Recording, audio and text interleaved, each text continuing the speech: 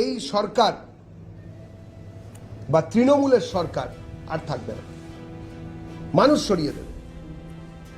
আমরা একথাও জানি, ভারতীয় জনতা পার্টির নেতৃত্বে যে সরকার আসতে চলেছে 26-এর পরে, তারা 45 দিনের মধ্যে নতুন পে কমিশন অনুযায়ী আমাদের যা সংকল্প, আমরা যেটা মানুষের সামনে বারবার বলেছি, সেই অনুযায়ী আমরা দিয়ে দেব।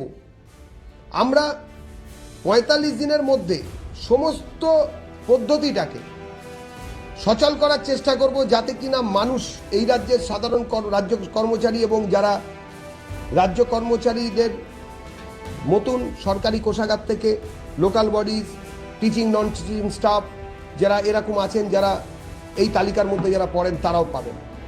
আমরা একথা বলেছি যে এর জন্য কোনো জায়গায় কোনো ভাতা আমরা বন্ধ করব না।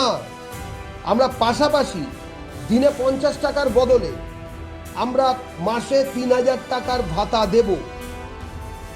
অন্নপূর্ণা, লক্ষ্মীর ভাণ্ডার, এই জিনিস আমরা বন্ধ করব না। আমরা যারা ভাতা পাওয়ার মতো আছেন তাদেরকে আমরা 3000 টাকা করে ভাতা দেব।